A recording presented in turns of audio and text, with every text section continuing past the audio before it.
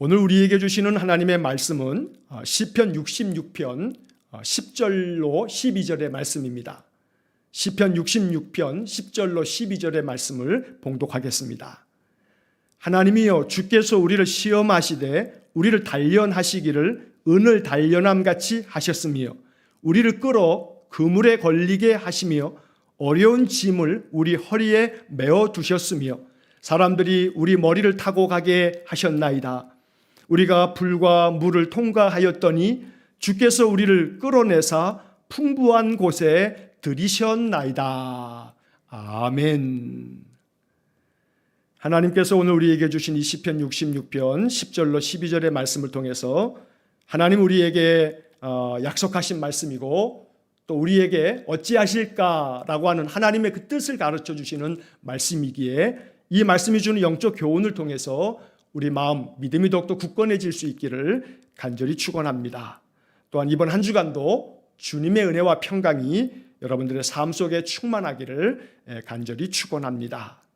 자, 어제 토요일 아침에 시편 66편 1절부터 9절까지의 말씀을 어제 아침에 묵상을 했습니다. 그리고 이어서 오늘 매일 성경의 본문이 10절부터 나머지 20절까지의 본문이 오늘 우리가 읽을 내용입니다. 그런데 그 중에서 오늘 제가 설교 본문으로 선택한 것은 10절, 11절, 12절 이 세 구절입니다. 이 세 구절이 비록 짧지만 이 말씀이 너무나 귀한 말씀이기 때문에 절수를 20절까지 다 하게 되면 제가 그 내용들을 다 말씀드리다 보면 시간이 좀 부족해서, 그래서 이 세 구절만으로 오늘 말씀을 함께 좀 나누려고 이렇게 세 구절만 선택을 했습니다. 자, 어제 말씀드린 것처럼 시편 66편은 이 기록자가 누구인지를 알지 못합니다. 그래서 시편의 그 제목 옆에 보면, 숫자 옆에 보면 제목이 붙어 있는데 66편은 예를 들어 다윗의 시 이렇게 되어져 있지 아니하고 그냥 시라고 되어져 있어서 누가 기록한지는 알 수 없습니다. 그러나 대체로 성경학자들은 저자가 기록되어져 있지 않은 시편들도 대체로 다윗이 기록하지 않았겠나 하는 그런 추측들을 하곤 합니다. 자, 중요한 것은 저자가 누구냐가 아니고 이 말씀 속에서 이 시편 기자가 우리에게 뭘 전해주고자 하는가, 이것이 중요한데, 시편 66편의 말씀은 어제도 말씀드린 것처럼 하나님께서 행하신 놀라운 일들을 우리가 찬양합시다 라고 하는 찬양시입니다. 그런데 그 찬양의 내용이 지금 말씀드린 것처럼 하나님께서 행하신 놀라운 일, 이것을 하나님께 찬양하자라고 노래하는 것이 66편의 중심된 내용입니다. 그래서 어제 보았던 말씀 중에 5절 말씀을 보시면 와서 하나님께서 행하신 것을 보라 라는 구절을 우리가 보게 됩니다. 하나님께서 행하신 것을 봐라, 그리고 그 하나님이 행하신 일들을 찬양하라 라고 말하는 겁니다. 자, 하나님께서 행하신 일들에 대해서 어제 본 본문입니다만 잠깐 보면 6절 말씀에서 바다를 변하여 육지가 되게 하셨으므로 무리가 걸어서 강을 건넜다. 이게 하나님 행하신 일이다. 홍해를 건넜고 요단강을 건넜다. 우리 조상들이 하나님의 이 행하신 놀라운 일들을 경험했다라고 말하는 것이고, 7절의 말씀에서는 그의 능력으로 영원히 다스리시며 그의 눈으로 나라들을 살피시나니, 하나님은 하나님의 능력으로 이 세상 모든 만물을 다스리고 계시고 지금도 하나님의 그 눈으로 우리를 살피신다라고 말씀하고 있는 것입니다. 그리고 어제 본문에서 중요한 말씀이 9절 말씀에서 그는 우리 영혼을 살려두시고 우리의 실족함을 허락하지 아니하시는 주시로다. 하나님은 우리의 영혼을 살려두시는 분이십니다. 어제도 말씀드렸습니다만 우리가 하나님 살려두셨기 때문에 지금 살아있는 겁니다. 우리의 죄와 허물로만 생각한다면 당장이라도 하나님 심판하실 텐데, 우리를 긍휼히 여기시고 불쌍히 여기사 하나님께 예배할 때마다 참회하는 마음으로 예배하기 때문에 하나님은 우리를 주님의 보혈로 씻어주시면서 우리 영혼을 살려두시고 하나님의 목적대로 하나님의 뜻을 이루며 살도록 우리의 인생 속에 은혜를 부어주시는 겁니다. 실족함도 허락하지 않는 주님이라고 어제 말씀을 이제 9절을 통해서 이야기 나누었습니다. 자, 이제 오늘은 10절부터 12절까지의 말씀을 설교의 본문으로 택했는데, 자, 여기서도 마찬가지입니다. 하나님께서 우리를 위해서 행하신 일이 무엇인지 이 10절로 12절의 말씀이 우리에게 참 귀한 것들을 알려주고 있습니다. 자, 첫 번째로 본문 10절의 말씀을 여러분 한번 보시기 바랍니다. 본문 10절의 말씀을 보시면 하나님이여 주께서 우리를 시험하시되 우리를 단련하시기를 은을 단련함같이 하셨으며, 이런 말씀이 나옵니다. 자, 이 10절 말씀을 통해서 우리는 첫째로 하나님은 어떤 일을 우리에게 행하시는가, 우리를 단련하시기 위해서 우리를 시험하신다. 이게 첫 번째 오늘 본문에서 우리가 기억해야 할 말씀입니다. 다시 한번, 하나님은 우리를 단련하시기 위해서 우리를 시험하신다. 자, 본문 20절에서 첫 마디는 하나님이여 주께서 우리를 시험하시되, 하나님 우리를 시험하시는 분입니다. 그런데 이 시험은 유혹이 아닙니다. 그래서 여러분, 이 시험이라고 하는 단어를 성경에서 읽을 때 여러분들은 아마 지금까지 여러 설교나 성경 공부를 통해서 그런 내용을 이미 많이 배우시고 들으셨기 때문에 알 겁니다. 하나님께서 성경의 말씀에 시험이라고 하는 단어를 사용할 때 하나님이 우리를 시험하신다. 예를 들어 창세기에서 하나님이 아브라함을 시험하실 때도 하나님이 아브라함을 시험하셨다는 시험이라고 하는 단어가 나오는데, 이때 사용되어지는 시험은 똑같이 한글로는 시험이라고 번역되어 있지만 영어 성경들은 거의 모든 성경들이 테스트라고 번역해 놨습니다. 테스트. 자, 그와 반해서 마귀가 우리를 무너뜨리려고, 우리의 믿음을 꺾어 놓으려고 하는 시험에 대해서는 영어 성경들은 temptation이라고 하는 유혹이라고 하는 단어를 사용해서 번역을 합니다. 우리 한글은 시험이라고 하는 단어로 이렇게 다 같이 번역하고 있지만 영어 성경은 테스트나 아니면 템프트라고 하는 단어로 시험과 유혹을 구분하고 있다는 겁니다. 하나님은 우리를 넘어뜨리고 무너뜨리려고 우리를 죄 가운데 빠뜨리거나 무너뜨리는 함정에 빠뜨리는 분이 아닙니다. 오히려 하나님 우리를 단련시키셔서 우리로 하여금 그런 모든 테스트를 잘 통과함으로 상 주시는 하나님이십니다. 제가 어제도 말씀드리고 또 자주 말씀드립니다만 상을 받으려면 시험을 봐야 합니다. 올림픽에서 메달을 따려면 올림픽 경기에 참여해야 합니다. 경기도 하지 않은 사람에게 메달을 주지 않습니다. 그러니까 하나님 앞에 서서 우리가 영광의 면류관, 생명의 면류관, 의의 면류관, 면류관을 받으려면 시험을 봐야 합니다. 시험을 거쳐야만 상이 있는 겁니다. 인생의 삶이라고 하는 것이 시험투성입니다. 인생의 삶이 얼마나 고단하고 괴롭습니까? 그러나 이 고단하고 괴로운 인생이 하나님이 우리 인생을 통해서 우리에게 상 주시기 위해서 지금 테스트하고 있는 것이다 라고 여겨야 한다는 겁니다.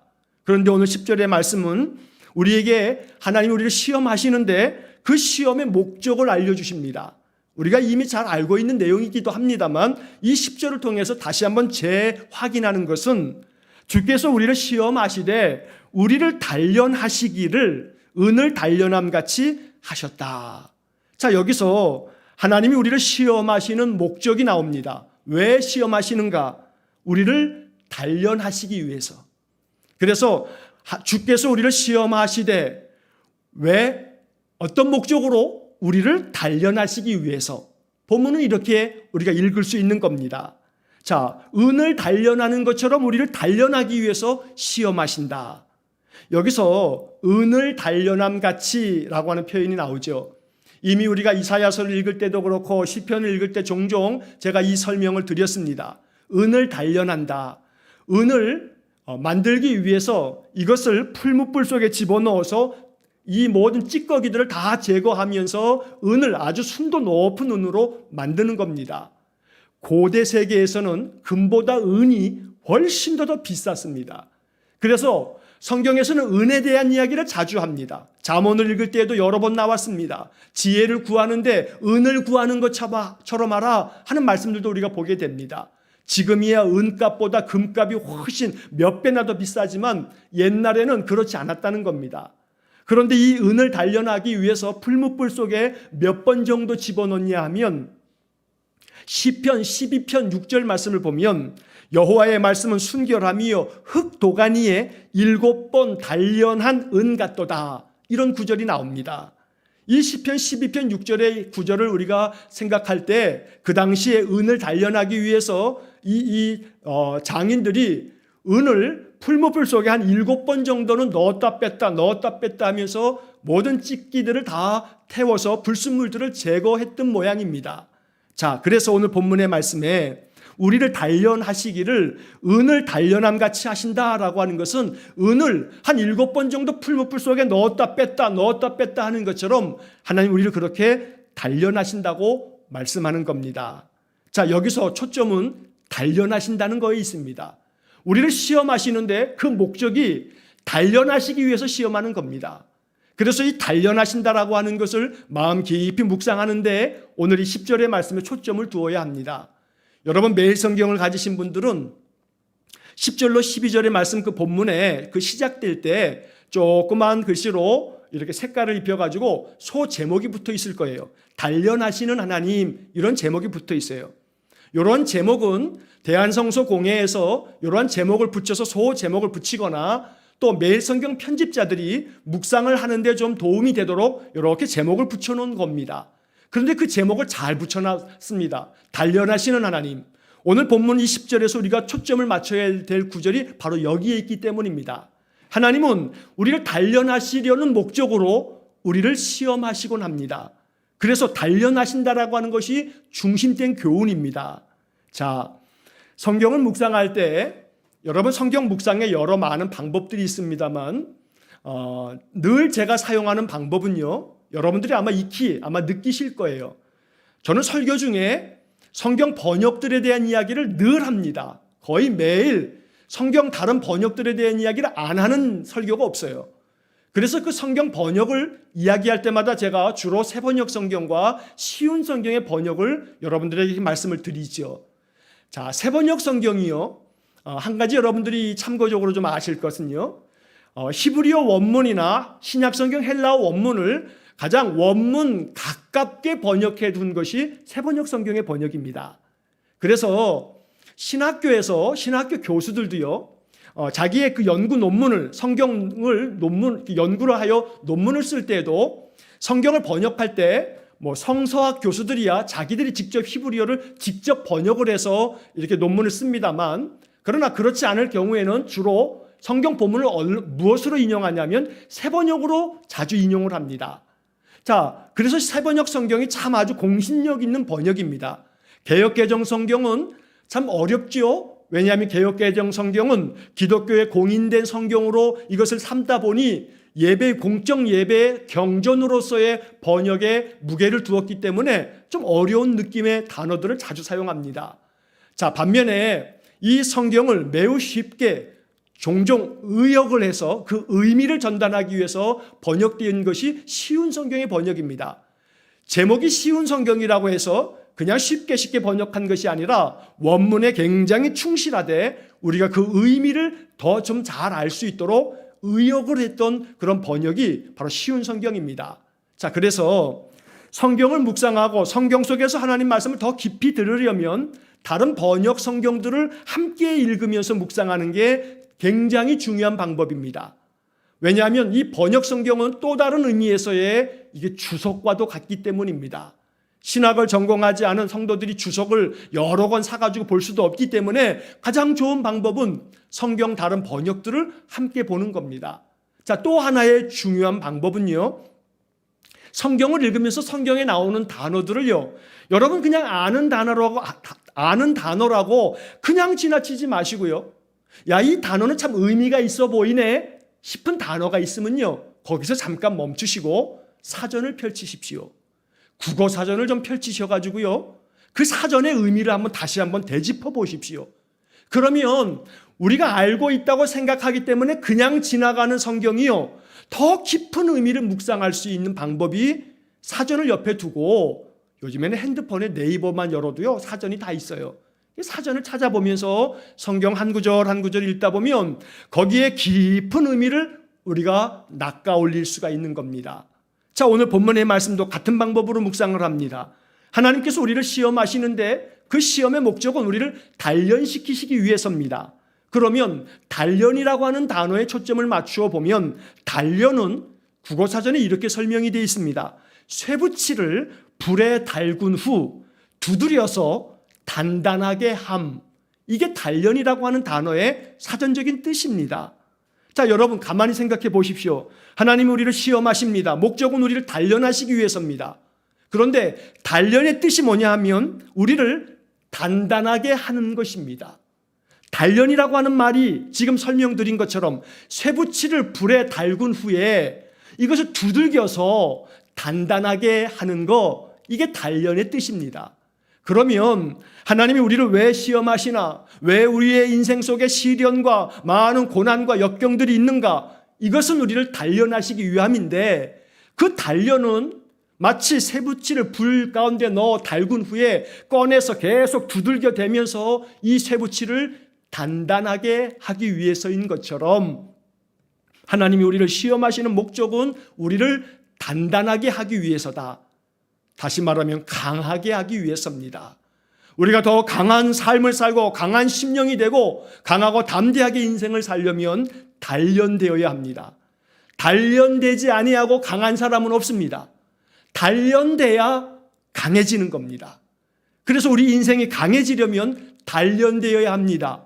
마음 심령도 단련되어야 하고요, 육신도 단련되어야 합니다. 그래서 사람들이 운동을 할 때요, 운동은요 몸에다가 고통을 안겨주는 겁니다. 그래서 운동하기가 싫은 거죠. 여러분, 운동이 얼마나 고통스러운지 몰라요. 여러분, 근육질의 사람들이요, 이 근육 만들기 위해서요, 이 근육에다가 고통을 주는 거예요. 다른 말로 하면. 그러니까 운동을 통해서 우리의 몸을 계속해서 고통을 안겨다 주면 그 단련을 통해서 몸은 건강해지고요, 우리의 심령, 우리의 여러 인생의 삶에 괴로움 많은 인생을 겪어가면서 하나님은 우리를 단단하게 만드시는 거예요. 강하게 만드시는 거예요. 이걸 통해서 우리를 단련시키시는 거죠. 바로 하나님의 이 목적을 우리가 이해해야 합니다. 그래서 이 본문의 말씀에서 우리를 시험하시는데 우리를 단련시키려고 은을 단련함같이 하신다라는 말씀이 우리의 마음속에 깊이 깨달아질 수 있기를 축복합니다. 우리의 인생의 삶에 괴로움이 많으면 여러분이 그 괴로움의 문제를 낙담하면서 한숨만 쉬지 마시고 우리의 눈을 열어서 오늘 이 시편 66편의 말씀을 의지해서 이 말씀의 관점으로 보면, 아, 하나님이 나를 단련시키고 계시는구나, 나를 강하게 만들고 계시는구나, 나를 단단하게 만들고 계시는구나 라고 깨달아야 합니다. 그럴 때 우리의 마음에 감사가 나옵니다. 그럴 때 우리의 영이 더욱더 강해지면서 기쁨으로 하나님 찬양할 수 있는 것입니다. 이 단련의 과정에서 단련이라고 하는 말의 풀이에서 담겨 있듯이 쇠붙이를 불에 달군 후, 불에 달구는 겁니다. 뜨거운 불덩어리 속에 집어넣어야 하지만 쇠붙이가 단련이 되는 겁니다. 단련의 과정 속에 이 풀이가 얘기하듯이 불에 달군 후, 불에만 달구는 게 아니고요, 달군 후 그 다음에 어떻게 하냐면 두드려서 두드리는 겁니다. 두드리는 게 뭡니까? 그냥 때리는 겁니다. 이 대장장이가요, 망치를 들고 계속해서 때리는 겁니다. 그렇게 두드려야만 단련이 되는 거죠. 우리 인생의 삶이 왜 하나님이 나의 인생을 이토록 괴롭게 만드나? 내게는 왜 이렇게 육신의 괴로움이 많은가? 내 삶에는 왜 이렇게 고난이 많은가? 정말로 괴로울 때가 많습니다. 그러나 그 괴로운 문제 앞에서 괴로운 문제만 바라보면서 언제까지 한숨 쉬며 절망만 하고 있겠습니까? 우리의 눈을 다르게 보면, 우리의 심령이 다른 영적인 눈을 열고 바라보면 하나님께서 이렇게 나를 불구덩이 속에 달군 후에 또다시 계속해서 두드려 대는 이유는 나를 단련시키셔서 하나님의 강한 군사로 만드시려고, 나를 단련시켜서 하나님의 강한 백성으로 만드시려고 나를 이리 하시는구나 하고 깨닫게 되어지고, 그렇게 바라보게 된다면 우리의 마음에는 감사가 솟아난다는 겁니다. 자, 그 다음에 말씀을 이제 이어서 보면 11절의 말씀에 하나님께서 하시는 일이 또 뭔가, 11절 말씀을 보시면 우리를 끌어 그물에 걸리게 하시며 어려운 짐을 우리 허리에 메어 두셨으며. 여러분, 11절 말씀이 참 이해가 안 돼요. 왜냐하면 하나님께서 우리를 위해서 뭘 하셨냐면 우리를 끌어가지고, 이끌어가지고 그물에 걸리게 하셨대요. 그물에 걸리는 게 뭐예요? 여러분, 고기가 그물에 걸리면 죽죠. 그물에 걸리게 하셨어요. 그 다음에 어려운 짐을 우리 허리에 메어 두셨어요. 개역개정 성경에서는 어려운 짐이라고 번역되어 있습니다만 새번역 성경과 쉬운 성경에서는요, 이 어려운 짐이라고 하는 이 말을 무거운 짐이라고 번역해 놨어요. 무거운 짐을 우리 허리에다가 묶어놨어요. 메어두었어요. 이게 하나님 하시는 일이래요. 그런데 이러한 일을 가지고 하나님을 찬양하래요. 그러니 이 본문의 말씀 11절이 이해가 안 되지요. 하나님 왜 그러세요? 그물에 걸리게 하시지 마시고 걸려있다가도 사냥꾼의 올무에서 새같이 우리를 자유롭게 만드신다고 하시지 않았어요. 그런데 왜 우리를 그물에 걸리게 하시냔 말이에요. 이렇게 아마 항변할 수가 있어요.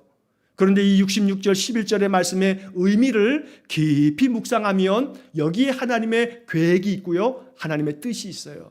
하나님의 은혜가 이 속에 있다는 겁니다. 왜 어려운 짐, 무거운 짐을 우리 허리에 메어 두시는지를 우리가 발견하게 되는 겁니다. 이 11절의 말씀을 설교를 하려다 보니 마음이 참 무거웠어요. 이거 어찌 설명하나? 이 말씀을 어떻게 풀이하면 좋을까? 깊은 고민 속에서 한 주간 계속 이 말씀을 생각하는데 또 하나 이 말씀을 읽다 보니까 쉬운 성경이에요. 11절 말씀의 번역에 독특한 번역이 쉬운 성경의 번역이었어요. 뭐라고 되어 있냐면 주께서 우리를 감옥에 집어넣으시고 우리 등 위에 무거운 짐을 지어주셨습니다. 여러분 쉬운 성경의 번역에서는요, 그물에 걸리게 하시며 라고 하는 이 본문을 우리를 감옥에 집어넣으시고 이렇게 번역했다는 겁니다. 이게 잘 이해가 안 됐어요. 감옥에 집어넣으셨다. 그물에 걸리게 하셨다. 여러분 그물에 고기가 걸리면요 옴짝달싹 못해요. 자기 마음대로 헤엄칠 수가 없어요. 갇히는 거예요. 쉬운 성경은 이 부분을 감옥에 집어넣으셨다. 하나님이 우리를 위해서 하시는 일이 감옥에 집어넣으셨단 말이에요. 이게 도대체 뭔가 싶은데 제가 지난 주 중에 신문 기사를 읽다가 이거구나 하는 깨달음이 있었던 기사가 하나 있었어요. 그물에 걸리게 하고 감옥에 집어넣는다는 것은 우리의 자유를 구속하는 거지요. 그물에 걸린 물고기는 움직이지 못해요. 감옥에 갇혀있는 사람은 자기 마음대로 나돌아다닐 수도 없어요. 그러면 우리의 자유가 구속되는 거예요. 다시 말하면 자기가 하고 싶은 대로 할 수가 없어요. 하나님이 우리 인생들로 하여금 그물에 걸리게 하시고 감옥에 집어넣으시고 허리에다가는 무거운 짐을 묶어두어서 제 마음대로 움직이지 못하게 만드셨다. 자, 이것은요 우리의 자유를 구속하시고 제 마음대로 자기 하고 싶은 대로 하지 못하게 하셨다. 왜 그러시나? 그것에 하나님의 깊은 뜻이 있음을 말씀을 묵상하고 아무리 묵상해도 이 의미가 무엇일지를 깨닫지 못하다가 신문 기사 하나가 제 마음속에 아주 깊은 영감을 주었어요. 제가 예배 마치고 난 다음에 카카오톡에다가 이 신문 기사를 링크하거나 여러분 오늘 이제 예배 설교 끝나고 난 다음에 이 예배 영상을 제가 설교 부분만 이렇게 잘라가지고 유튜브에 다시 올립니다. 자, 유튜브 다시 올릴 때 그 밑에 설명창에다가 링크를 하나 걸어 놓겠습니다. 그래서 나중에 설교 끝나고 여러분 오후에 시간이 되실 때 오늘 예배 영상이 올라가게 되면 그 영상 밑에 설명창을 이렇게 클릭하셔서 제가 지금 말씀드리는 기사 링크를 제가 이렇게 링크 주소를 걸어 놓을 테니까 그거를 이렇게 클릭하면 기사가 이렇게 쭉 연결되어질 겁니다. 자, 어떤 기사였냐 하면 지난 8월 15일자로 중앙일보 인터넷 뉴스, 아마 중앙일보 이렇게 지면 뉴스로도 아마 나왔을지 모르겠어요. 거기에 이러한 기사가 나왔어요. 기사의 내용을 쭉 보면 제가 요약해서 중요한 것만 말씀드리면 이런 겁니다.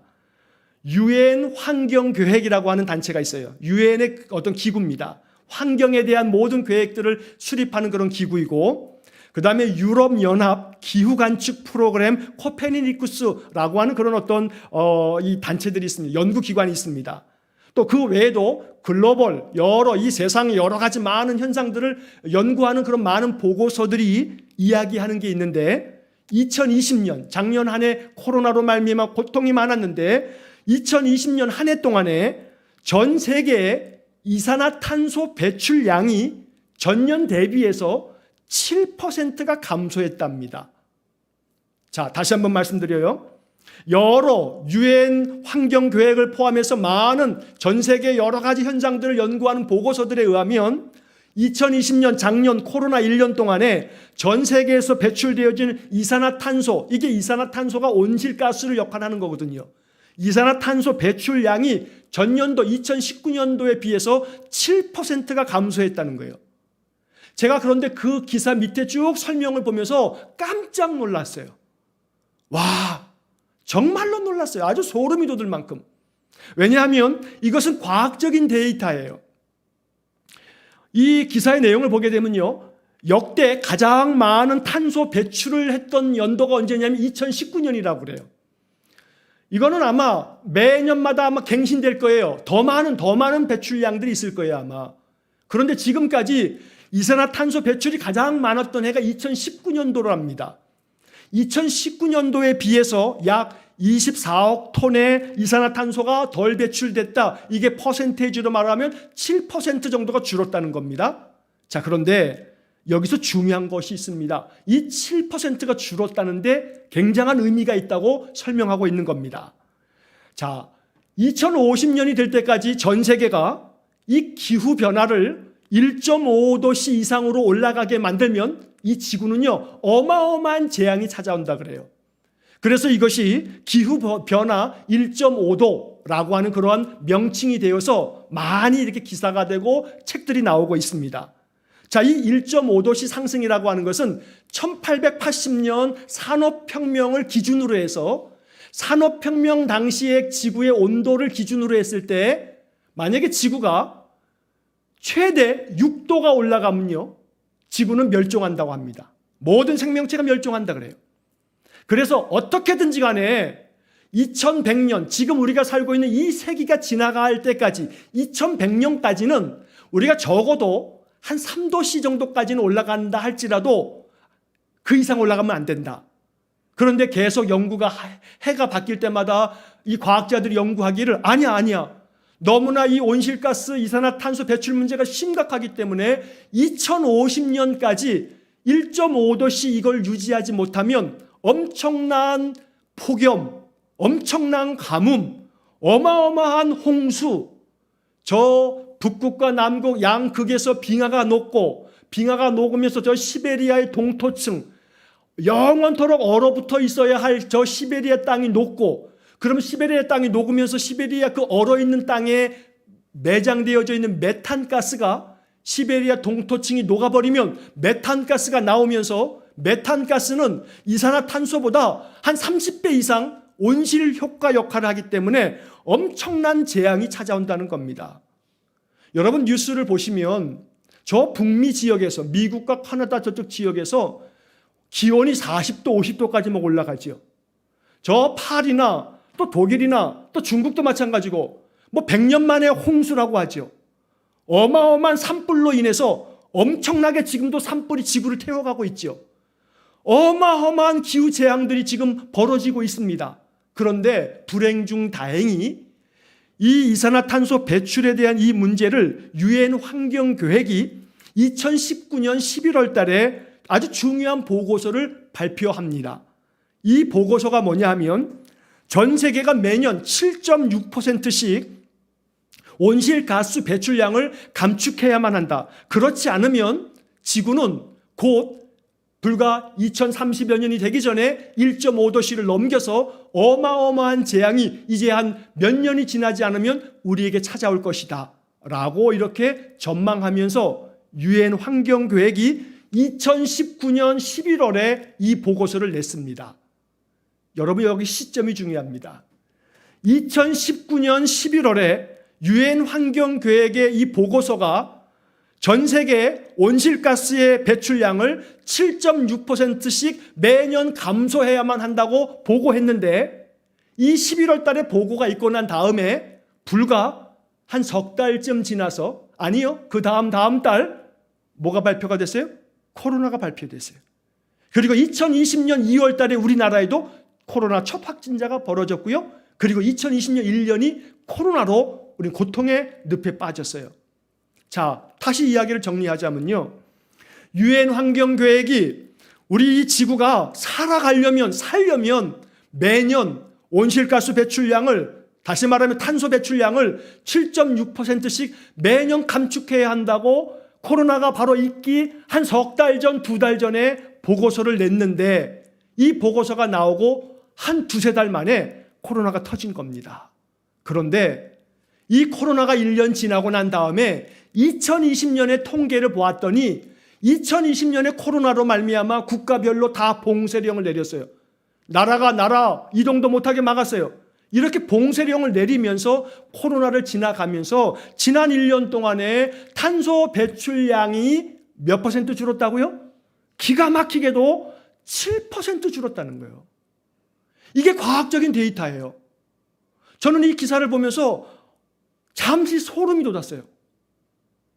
그래서 제 마음속에, 저는 목사이기 때문에 목사로서 이 말씀을 묵상하면서 이런 생각을 합니다. 오늘 본문의 이 11절의 말씀에서 우리를 끌어 그물에 걸리게 하시며 어려운 짐을 우리 허리에 메어두셨다. 왜요? 우리를 단련하시려고, 우리를 살려주시려고. 9절의 말씀대로 한다면 우리를 살려주시려고요.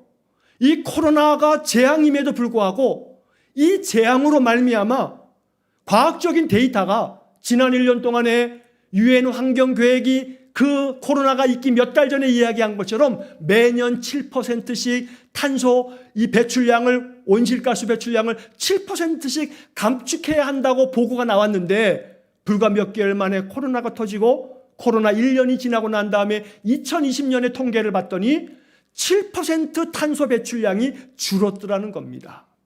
여러분, 하나님이 하시지 않으면 인간이 할 것 같습니까? 하나님이 강한 회초리를 들지 않으면 인간이 자발적으로 탄소 배출량을 줄이겠습니까? 절대 못 줄입니다. 인간의 탐욕은요, 절대 이 탄소 배출량을 줄일 수가 없습니다.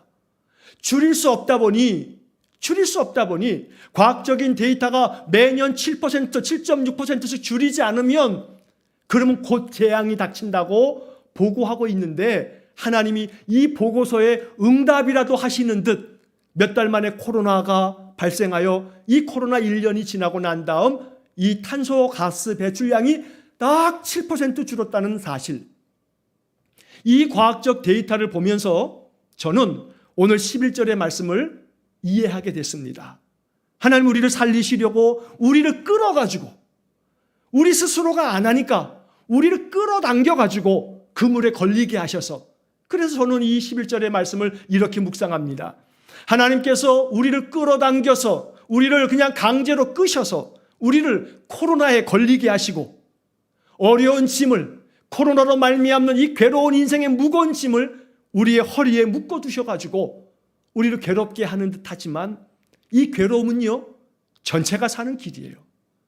전체를 살리기 위해서 하나님은 지금 아주 고육직책으로 코로나로 우리를 걸리게 하시고 우리를 메어두고 계신다라고 하는 생각을 조심스럽지만 이 말씀을 그렇게 묵상하게 된 겁니다.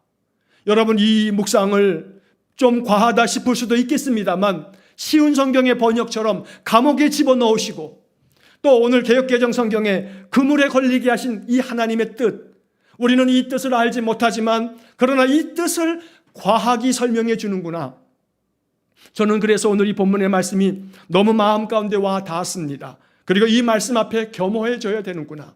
하나님의 놀라운 섭리와 그 역사를 우리는 원망하고 불평하고 어찌 이럴 수 있느냐고 대들고 하나님의 그 뜻을 헤아리지도 못하면서 그저 얄팍한 우리 생각으로 어찌 내가 하나님을 잘 섬겼는데 나를 그물에 걸리게 하셨냐, 어찌 내가 하나님 앞에서 믿음으로 살고 있는데 어려운 짐을 겹겹이 나에게 주느냐, 이렇게 원망하며 탄식할 수 있습니다만 더 깊은 하나님의 뜻을 계속해서 탐구하고 묵상하다 보면 하나님이 그 뜻과 섭리를 알려주실 때가 있습니다. 그럴 때 우리는 하나님을 마음 깊은 영혼으로 찬양할 수 있는 겁니다. 나만 산다고 사는 게 아닙니다. 나만 살아남으면 되는 거라고 되는 게 아닙니다. 나 한 사람 산다고 해서 전체가 망하면 나도 죽는 겁니다. 여러분, 나 한 사람 아무리 잘 살아도 전쟁에 나라가 망하면 나도 죽는 겁니다. 그러므로 나 한 사람 사는 게 이게 축복이 아니고요, 모두가 사는 것이 축복입니다. 그래서 하나님은 안타깝게도 우리를 끌어 그물에 걸리게 하시는 겁니다. 어려운 짐으로 우리의 허리를 묶어두시는 겁니다. 그러므로 21절에서 신실하신 하나님을 발견할 수 있기를 간절히 축원합니다. 그래서 아무리 어려운 짐, 어려운 인생의 문제, 무거운 짐이라 할지라도 우리 주님께서는 그 가운데서도 지혜를 주십니다. 이 어려운 짐을 어떻게 지고 갈 수 있을지, 어떻게 지고 가야 할지 지혜도 주시고 담대한 용기도 주셔서 헤쳐나가게 하실 줄로 믿습니다. 그 신실하신 하나님을 믿고 의지해야 하는 것이 믿음의 사람들이 감당해야 할 믿음의 역할인 것입니다. 그래서 오늘 본문의 말씀, 다시 이어지는 3절의 말씀을 이제 보겠습니다. 12절의 말씀을 보겠습니다. 본문 12절의 이제 세 번째 말씀, 하나님께서 우리를 위해서 하시는 일이 뭔가? 12절 말씀을 보면 우리가 불과 물을 통과하였더니 주께서 우리를 끌어내사 풍부한 곳에 들이셨나이다. 이게 궁극적 목적입니다. 하나님의 약속입니다. 하나님의 축복입니다. 우리를 불과 물을 통과하였더니 주께서 우리를 끌어내사 풍부한 곳에 들이셨나이다. 하나님이 우리 가운데 하시는 일 중에 세 번째 이 말씀은 우리로 하여금 불과 물을 통과하게 하신다는 겁니다. 이렇게 불과 물을 통과하게 하신 다음에 하나님의 목적은 뭐냐 하면 우리를 끌어내서 풍부한 곳에 들이시는 것, 풍부한 곳으로 이끄시는 것이 하나님의 궁극적 목적인 겁니다. 이것이 하나님의 축복의 약속입니다. 여기 12절에서 불과 물을 통과하게 하셨다. 이 불과 물을 통과하게 하는 것은 앞서서 우리가 보았던 말씀에 단련하게 하셨다라고 하는 말에 같은 이야기입니다. 여러분, 단련하기 위해서, 은을 단련하기 위해서 어떻게 한다 그랬습니까? 불에 달군 후 꺼내서 두드려 댑니다. 두드린 다음에 어떻게 합니까? 다시 물속에 집어넣습니다. 차갑게 만든 다음에 다시 또 불 속에 집어넣습니다. 이게 단련의 방법 아닙니까? 그러니 불과 물을 통과하게 한다는 것은 앞서 나왔던 단련이라고 하는 단어를 이렇게 다시금 풀이해 주시는 것으로 볼 수가 있는 겁니다. 우리의 인생의 삶이 불을 통과하듯이, 물을 통과하듯이 이렇게 고통스러운 불과 물을 통과하게 하시는 것이 하나님이십니다. 그래서 오늘 본문에 이 개역개정 성경의 번역을 저는 조금 이 번역을 이렇게 번역했으면 좋겠다 하는 생각이 듭니다. 여러분, 본문의 말씀에 보면 이 12절 말씀에서 우리가 불과 물을 통과하였더니 했습니다. 물론 이 개역개정 성경의 나름대로 번역의 의미를 이해합니다. 우리가 불과 물을 통과해야 한다고 말하는 겁니다. 우리가 불과 물을 통과해야 합니다. 그러나 이 말씀을 저는 이렇게 번역하면 더 좋았겠다 싶은 생각이 듭니다. 왜냐하면 앞에 나오는 번역들이 다 우리라고 하는 것을 목적으로 번역했습니다. 다시 말하면 이 12절도 하나님께서 우리를 불과 물을 통과하게 하셨더니, 그래서 우리를 통과하게 하시는 것은 우리 자신의 능력이 아니고 하나님의 은혜입니다. 하나님이 우리를 불과 물을 통과하게 하실 겁니다. 그래서 제가 오늘 설교의 본문의 제목을 이렇게 정했습니다. 통과하게 하신다. 우리가 불과 물을 통과하였더니, 이 번역을 나름대로 번역의 의미가 있습니다. 우리가 불과 물을 믿음 안에서 통과해야 한다는 의미가 담겨져 있는 개역개정의 번역입니다. 그러나 이 말씀의 의미를 더 깊이 헤아려 번역한다면 하나님이 우리를 불과 물을 통과하게 하셨다. 왜냐하면 우리를 끌어내서 그 속에서 우리를 풍부한 곳으로 들이시려고. 그러므로 불과 물을 통과하는 것은요, 내 힘으로 내 능력으로 되는 게 아닙니다. 하나님의 은혜로 되는 겁니다. 하나님이 통과하게 하실 겁니다. 불과 물 다 지나가도록, 그 어떤 시련과 역경도 지나가도록 하나님 우리를 붙잡아 주실 겁니다. 하나님의 은혜가 우리에게 약속되어져 있는 말씀입니다. 여러분, 이사야서를 우리가 지난달에 읽었습니다. 이사야 43장도 읽었지요. 이사야 43장 2절의 말씀을 우리가 기억합니다. 하나님은 우리에게 말씀합니다.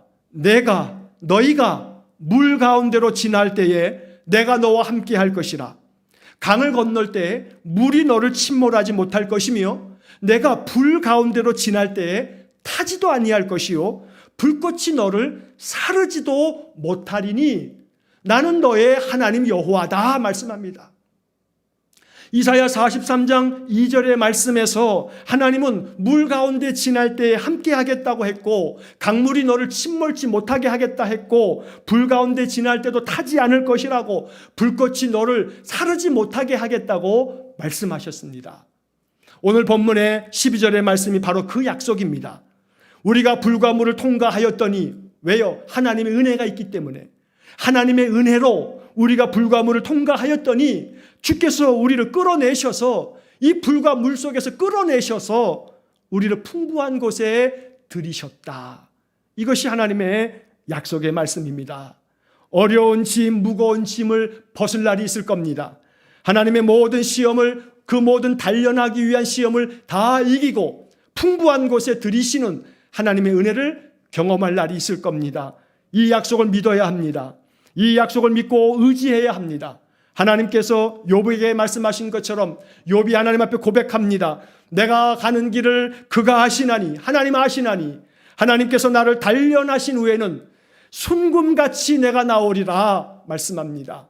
우리 인생의 삶, 물과 불을 통과하고 나면 우리의 신앙은 정금같이 될 것이고, 우리의 마음 심령과 우리의 삶은 더욱더 단단하게 단련될 줄로 믿습니다. 이 하나님의 거룩한 뜻과 목적을 우리가 믿고 의지하면서 하나님 말씀 붙들고 모든 단련을 이겨야겠습니다. 잘 통과하셔야겠습니다. 하나님 통과하게 만드십니다. 코로나가 아무리 괴로워도 통과하게 하실 겁니다. 인생에 그 겹겹이 쌓이는 고난과 역경이 있다 할지라도 하나님은 통과하게 하실 겁니다. 하나님의 약속을 믿으셔야 합니다. 이 약속을 믿는 자들에게는 마음의 평강도 있고 견디어낼 수 있는 지혜도 있고 하나님 능력을 부어주실 겁니다. 오늘 이 말씀을 의지하셔서 모든 인생의 삶, 하나님은 우리가 알지 못하는 속에서도 우리를 위해서 지금도 일하고 계십니다. 7%의 탄소 배출 온실가스를 감축시키기 위해서 하나님은 어쩌면 코로나를 이 땅에 그대로 내버려 두신 줄도 모릅니다. 그러므로 그물에 그저 하나님 걸리게 하시고 어려운 짐을 우리 허리에 메워 두시는 것만 답답해하며 괴로워하며 원망하지 마시고 하나님의 깊은 뜻을 이해하셔서 이러한 가운데도 이거 다 통과할 때까지 우리와 함께 하시는 하나님을 신뢰하면서 믿음 안에서 견디고 이기고 승리하는 삶을 살아가시기를 주의 이름으로 간절히 축원합니다. 기도하겠습니다. 거룩하신 하나님, 지난 1년 반 동안 코로나로 인하여 우리는 너무나 괴로웠고 지금도 많은 탄식과 고통 속에 살아가고 있습니다. 하나님 어찌 이리 하시는지 원망하며 하나님의 뜻을 알지 못하여 마음 답답해하며 괴로워하는 그러한 삶으로 우리가 지금도 그러한 인생을 살아가고 있습니다. 그런데 오늘 시편 66편 오늘 11절의 말씀에서 하나님의 뜻을 묵상하다가 우리를 끌어 그물에 걸리게 하시고 어려운 짐을 우리의 허리에 메어 두심으로 쉬운 성경 말씀처럼 감옥에 집어넣으신 하나님의 그 뜻이 무엇인지를 묵상하던 중 하나님 과학적인 데이터를 통하여 우리에게 지혜로운 가르침을 주시니 감사합니다. 우리 하나님께서 우리를 살리시려고 우리에게 더욱더 단련하여 우리를 구원하시려고 우리로 하여금 이 땅에서 우리와 우리의 후손들이 생명을 영위케 하려고 우리를 살리시려고 하는 하나님의 깊은 섭리를 깨닫게 됩니다. 간절히 원하오니 이 불과 물 시험을 다 통과할 때까지 통과하게 하시는 하나님을 신뢰합니다. 우리를 붙잡아 주시며 우리와 함께 계셔서 이 불과 물이 다 지나갈 때까지 우리로 하여금 이 모든 것 다 통과하게 만드시는 신실하신 하나님을 믿사오니 이 모든 것을 통과한 후에 풍부한 곳에 우리를 들이사 하나님의 은혜를 풍족히 누리는 거룩한 성도들 되게 하여 주옵소서. 오늘 말씀 묵상 마음 깊이 되새기면서 신실하신 하나님을 찬양하는 우리 성도들 되게 해 주옵소서. 예수님 거룩하신 이름으로 기도하옵나이다. 아멘.